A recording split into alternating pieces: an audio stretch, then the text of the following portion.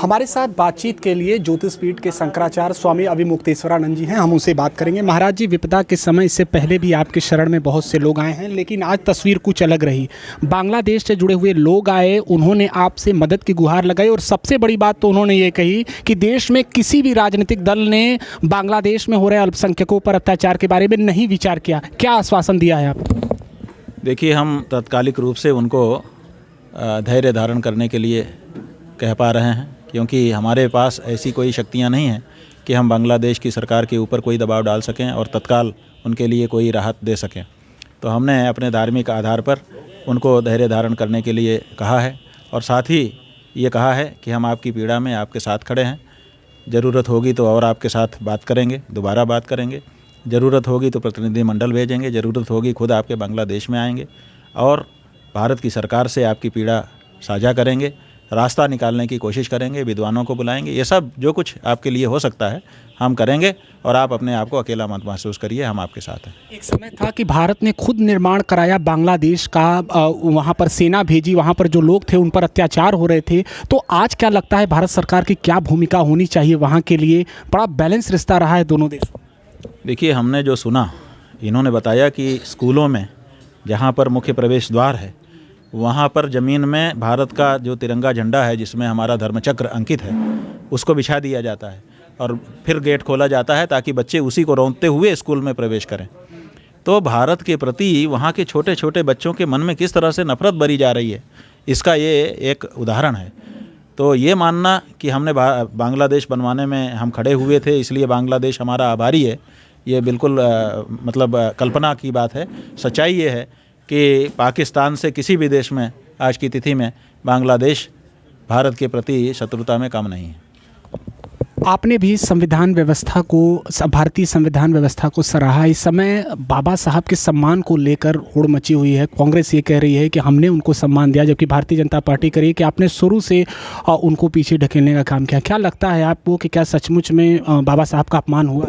नहीं, सम्मान का मतलब ये थोड़े है कि हम बहुत बड़ा फ़ोटो बनवाते हैं, उसको मढ़वाते हैं, उसके ऊपर लगाते हैं, रोज़ जाकर प्रणाम करते हैं, फूल चढ़ाते हैं। ये सम्मान नहीं है, ये तो एक प्रतीक है सम्मान का। असली सम्मान ये होता है कि जिसके प्रति हम सम्मान व्यक्त कर रहे हैं वो जो चाहता है वो हम करें, उसकी इच्छा के, उसके आदेश के अनुरूप कार्य करें और तब हम माने जाते हैं कि हम उसके अनुयायी हैं और हमने उसका सम्मान किया। तो यहाँ सवाल है, भाजपा, कांग्रेस, सपा, बसपा, ये वो सब बताएँ, खड़े होकर के साफ साफ बताएँ कि अंबेडकर डॉक्टर चाहते थे कि इस देश में कोई पिछड़ा ना रहे। सब एक साथ आ जाएं, संगच्छध्वम संवदध्वम संवो मनांसी जानताम, कदम से कदम मिला करके पूरा समाज चले, ये अगड़े पिछड़े की दूरी मिट जाए। इस दूरी को पाटने के लिए किस पार्टी ने कौन सा काम किया बता दें। बाबा साहब डॉक्टर अंबेडकर 10 साल के लिए आरक्षण लेके आए थे। उनको लगता था कि आरक्षण की सुविधा दे देंगे तो इससे पिछड़े लोग बराबरी में आ जाएंगे। वो 10 साल का 78 साल हो गया। आपने तो बाबा साहब के सपनों को चूर चूर कर दिया। बाबा साहब समझते थे कि 10 साल में ये लक्ष्य प्राप्त कर लिया जाएगा, लेकिन बाद के इन राजनीतिज्ञों ने बाबा साहब की इस विचारधारा को ही तहस नहस कर दिया। 10 साल का 20 साल में भी प्राप्त कर लेते, हम मानते। 30 साल में, 40 साल में भी प्राप्त कर लेते, हम मानते। 78 साल हो गए, आज तक वो दूरी आप प्राप्त नहीं कर सके। बल्कि और क्या किया आपने, हमारे कुछ भाइयों को जो हमारे भारत देश के नागरिक हैं उनको अगड़ा, उनको पिछड़ा। बताइए, किसी को पिछड़ा कह देना ये उसका सम्मान है कि अपमान है? किसी को दलित, किसी को अति दलित, किसी को महादलित, ऐसे ऐसे शब्द लोगों के लिए उनकी पहचान के रूप में स्थापित कर दे रहे हैं और उनको इस तरह से समझा दे रहे हैं कि वो उसी में गौरव समझ रहे हैं कि हम तो महादलित हैं, हम तो पिछड़े हैं। पिछड़ा कहना ये अपमान का विषय है, सम्मान का विषय नहीं है। आपने वही हमारे देश के जाने कितने नागरिकों की पहचान बना दी। तो आप बाबा साहब, डॉक्टर साहब अम्बेडकर के विचारधारा को छोड़ करके किसी दूसरी तरफ जा रहे हैं। और इसीलिए हम कहना चाहेंगे कि ऐसी कोई भी पार्टी देश में नहीं है जो बाबा साहब की विचारधारा को सम्मान देती हो। 10 साल के आरक्षण की बात आपने की। भारतीय जनता पार्टी तो ये कहती है कि हम किसी भी हाल में बदलाव, इससे समझौता नहीं करेंगे। हाँ, क्योंकि इन्होंने क्या किया है कि लोगों को आरक्षण की चटनी ऐसी चटा दी है कि अब जैसे ही उसको हाथ दूर करते हैं कि हम आरक्षण हटाएंगे, वैसे ही आरक्षण का लाभ लेने वाले जो वर्ग हैं जिनको इन्होंने आदत डाल दी है वो तिलमिला जाते हैं। क्यों? क्योंकि उसके बिना वो सर्वाइव नहीं कर पाएंगे। उनको इतना आत्मनिर्भर बनाया ही नहीं गया है, उनको पंगु बना दिया गया है कि तुम आरक्षण के बिना जी नहीं सकोगे। और ऐसा बना करके उसके बाद कह दिया कि हम आरक्षण नहीं ख़त्म करेंगे, माने तुम हमको वोट देते रहो। तो अपना वोट पक्का करने के लिए पूरे इतने बड़े समाज को, जिनकी लगभग आधी संख्या है हमारे देश में, उतने समाज को पंगु बना दिया गया है। उनको निकल करके आत्मनिर्भर बनने ही नहीं दे रहे हैं लोग। तो ये एक तरह से समाज के आहित है। इसीलिए अब इस व्यवस्था पर विचार करने की आवश्यकता है, लगता है महाराज जी की। हम यही तो प्रश्न उठा रहे हैं कि जो व्यवस्था 10 साल के लिए लागू की गई, मतलब लागू करते समय जो भी लोग रहे होंगे, कोई अम्बेडकर अकेले तो लागू नहीं कर दे रहे थे, एक बड़ा समाज रहा होगा, पूरा संसद रहा होगा, पूरी संसद के लोग जिस लक्ष्य को प्राप्त करने के लिए 10 साल का समय पर्याप्त समझ रहे थे, उस 10 साल के समय को 78 साल आप खींच के लेके आ गए।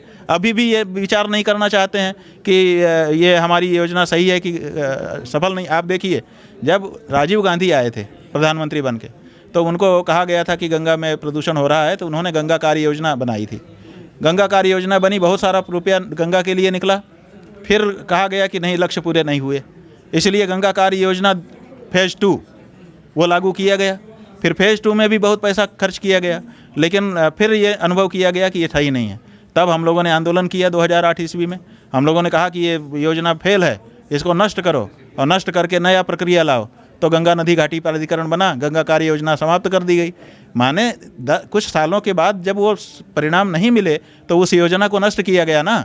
गंगा कार्य योजना प्रथम चरण, द्वितीय चरण नष्ट किया गया और उसकी जगह पे दूसरी एक व्यवस्था लाई गई। उसी तरह से आरक्षण की व्यवस्था अगर 78 साल के बाद भी जो निर्धारित लक्ष्य है उसको पूरा करने में असमर्थ रही है, तो उसको क्यों नहीं समाप्त किया जाना चाहिए? और जो लोग पीछे रह गए हैं उनके लिए क्यों नहीं नई योजना लाई जानी चाहिए? और क्यों नहीं उनको अगले 5 साल 10 साल में बराबरी में ला के खड़ा कर दिया जाना चाहिए? आखिर उनको सदा सदा के लिए, पीढ़ी पीढ़ी के लिए पिछड़ा ही घोषित करने के लिए क्यों मजबूर किया जा रहा है?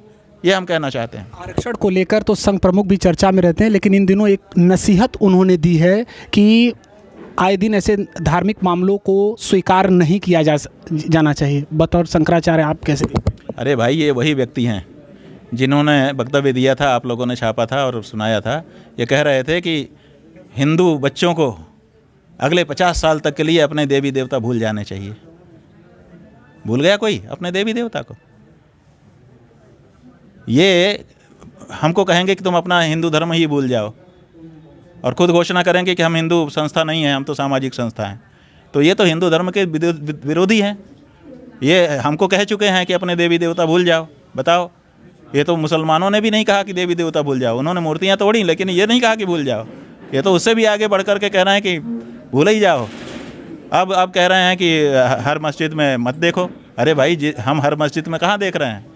जिस मस्जिद में हमको ये प्रमाण मिल रहे हैं कि ये मंदिर को तोड़ करके बनाई गई है, उस मस्जिद के बारे में हम अपनी बात उठा रहे हैं, प्रमाण के साथ उठा रहे हैं। हम कोई गुंडाई तो कर नहीं रहे हैं। कोर्ट में जा रहे हैं, कोर्ट में जा कर के अपनी बात कह रहे हैं। कोर्ट मान रहा है कि हाँ, इनकी बात विचारणीय है, प्रमाण है, तब जा कर के वो आदेश कर रहा है। तो एक निर्धारित प्रक्रिया में, एक सभ्य तरीके से अगर हम अपनी पीड़ा व्यक्त कर रहे हैं तो उसमें इनको क्यों पीड़ा हो रही है? तो माने इनको जो पीड़ा हो रही है, इससे लग रहा है कि ये मुसलमानों की भाषा बोलने लगे हैं और कहीं ना कहीं ये मुसलमानों के साथ खड़े हो रहे हैं उनका विश्वास जीतने के लिए, क्योंकि इनका नारा है सबका साथ सबका विश्वास। एक अंतिम सवाल, और इनकी नसीहत उस दौर में आई है जब देश में संभल जैसा मामला है, इसके अलावा मथुरा काशी का भी विषय चल रहा है। तो आप क्या मानते हैं कि इन जो कार्य, ये जो चीज़ें चल रही हैं, ये जो विषय चल रहे हैं, उस पर भी असर पड़ेगा? हम ये मानते हैं कि जब ये सत्ता में नहीं थे तब सत्ता पाने के लिए इन्होंने मंदिर मस्जिद विवाद को दिन रात परिश्रम करके उठाया, बहुत बड़ा विषय बना दिया, जैसे इसके बिना लोगों का जीवन समाप्त हो जाएगा, भारत भारत ही नहीं रहेगा, हिंदू हिंदू ही नहीं रहेगा, इसके बिना कुछ नहीं हो सकता, ये तो हमारे लिए प्रायोरिटी है। और अब चूंकि सत्ता हाथ में आ चुकी है, अब ये सब संभालना थोड़ा कठिन हो रहा है, इसीलिए अब चाहते हैं कि इस पर ब्रेक लगा दिया जाए। तो ये सत्ता का मामला है और इससे भी पता चलता है कि उन्होंने अपने ही वक्तव्य में ये बात कही है कि कुछ लोग अपने आप को बड़ा हिंदू नेता साबित करने के लिए इस तरह का कार्य कर रहे हैं। इसका मतलब कि उनके इर्द गिर्द जो लोग हैं वो राजनीतिक दृष्टिकोण रख करके काम करते हैं, इसीलिए उसी दृष्टिकोण को वो उनका दिमाग पकड़ पाया है। लेकिन उनको पता होना चाहिए कि इस देश में करोड़ों हिंदू ऐसे हैं जो राजनीतिक दृष्टिकोण से नहीं बल्कि अपने हृदय पर जो पीड़ा है उस पीड़ा को दूर करने के लिए इस तरह के आयोजन कर रहे हैं। ये थे हमारे साथ ज्योतिषपीठ के शंकराचार्य स्वामी अभिमुक्तेश्वरानंद जी, जिन्होंने कई विषयों पर हमसे बातचीत की। एबीपी न्यूज़ के लिए वाराणसी से निशांत चतुर्वेदी।